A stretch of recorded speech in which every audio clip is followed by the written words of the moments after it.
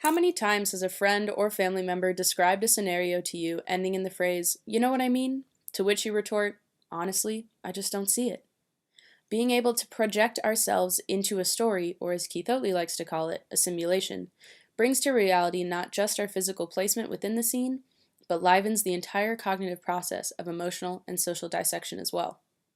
In 1999, out of the University of Toronto, Keith Oatley published a piece titled "Why Fiction May Be Twice as True as Fact," explaining just how these fictional pieces of literature function as hypothetical, interpersonal situations we can project ourselves into for personal and worldly understanding.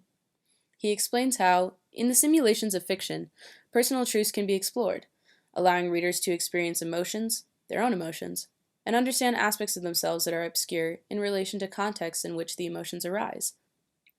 By visualizing my presence in a simulated fictional tale, I, the reader, am developing a few necessary cognitive tools for better real interpersonal conversations. A.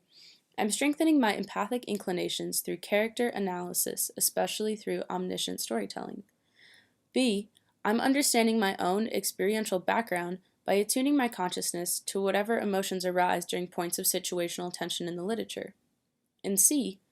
I'm learning what actions, descriptions, and language precede a character's outbursts and/or influence their choice of behavior.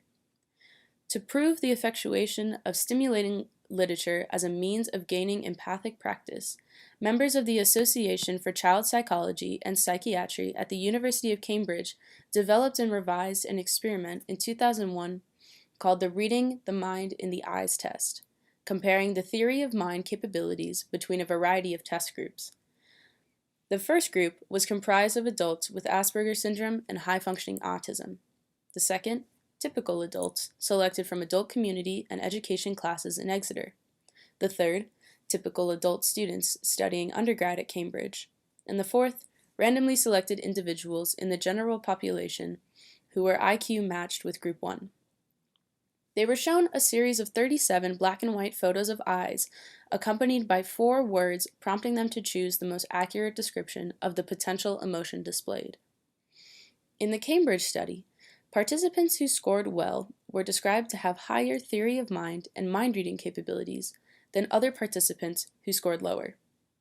While the purpose of the 2001 revised study was to acknowledge the various capabilities of individuals when it came to theory of mind, it became clear that the ideas of involvement in literary stimulation create more opportunities for simulated interpersonal experiences and render practice within the individual to participate emotionally with literature. But there's just one issue. Pretty much every pair of eyes in the Reading the Mind test were of Caucasian descent. In 2014, McGill University's Philosophy and Psychiatry Department conducted a study to test the validity of a French version of the eye test, while exploring the cultural variations within a multi-ethnic city.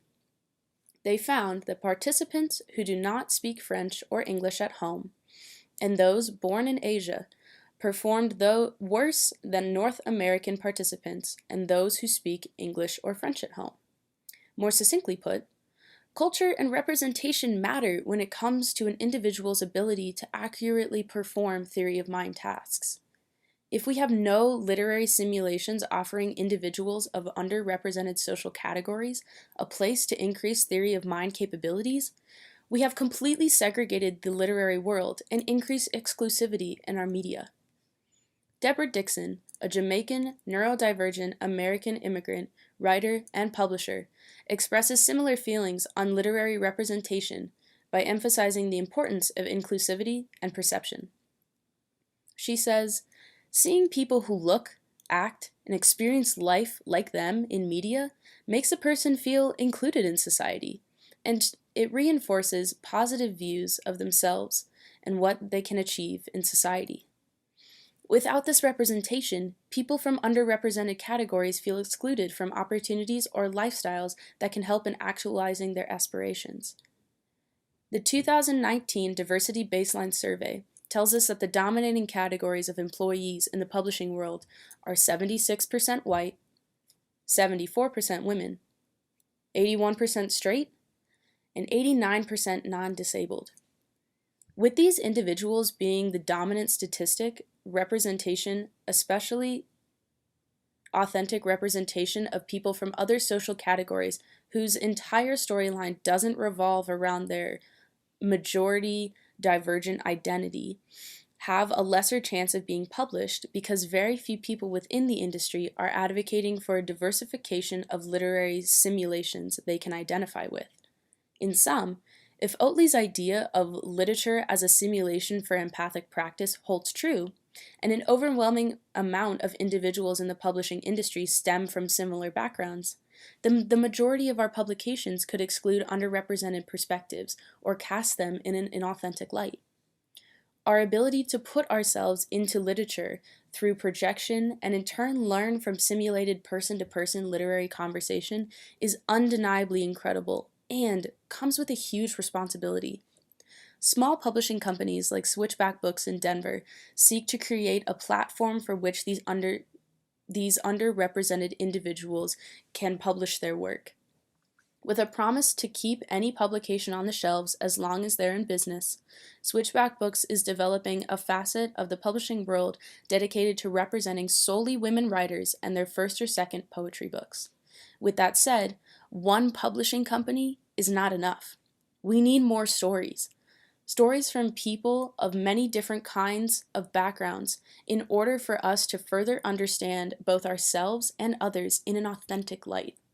Without diversification, we lose valuable knowledge, and not just knowledge about the world or others, but knowledge about ourselves and our relationships with different parts of our day-to-day experiences. Without diversification, we miss out on creating a platform for people of all backgrounds to tell their stories in innovative ways. Without diversification, the only wild ride we'll have left to read and put ourselves into is something like the stock market.